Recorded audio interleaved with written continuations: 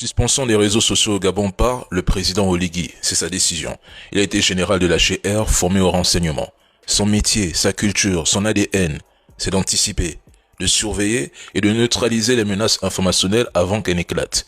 Alors, ceux qui prétendent qu'il n'est au courant de rien passent complètement à côté de son passé et de son expérience.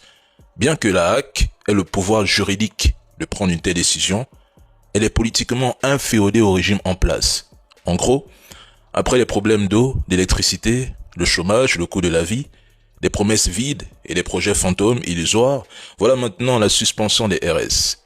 Les justifications officielles masquent mal l'objectif. Ce n'est pas une régulation temporaire pour protéger la nation comme le prétend la HAC. C'est une censure d'État pour empêcher que les frustrations accumulées ne s'organisent en ligne et ne deviennent incontrôlables. Un homme du renseignement comme Oligui, c'est exactement ce qu'il fait. Il coupe l'oxygène informationnel pour gagner du temps et consolider le contrôle.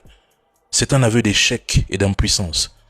Ce gouvernement vient de reconnaître qu'il tremble devant la critique, qu'il a peur, qu'il ne contrôle plus l'opinion et qu'il ne fait plus l'unanimité et qu'il ne convainc même plus.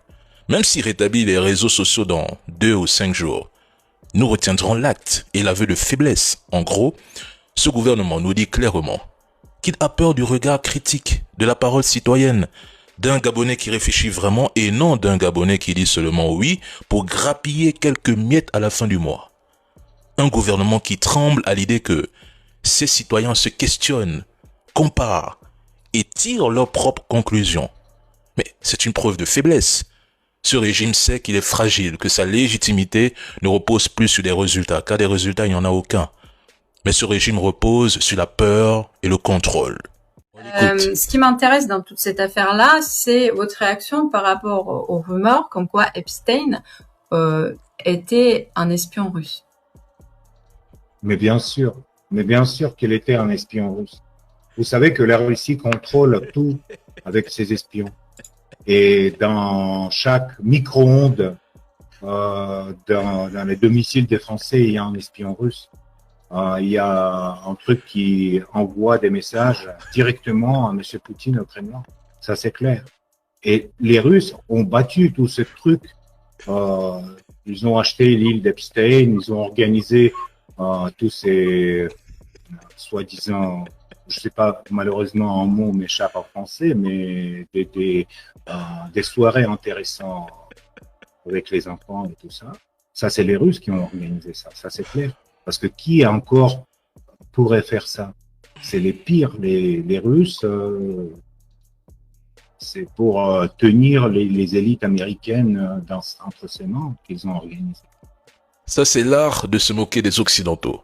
Ceux qui prêchent la morale et la démocratie, tout en étant complices de scandales où le pouvoir, les secrets et les abus se cachent derrière leur prétendue vertu.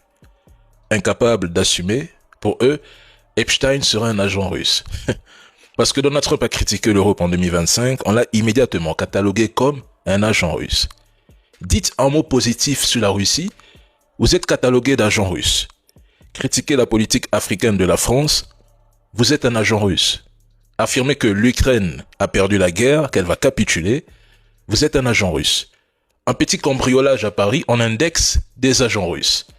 La dette, le chômage, les grèves, la faute à la Russie.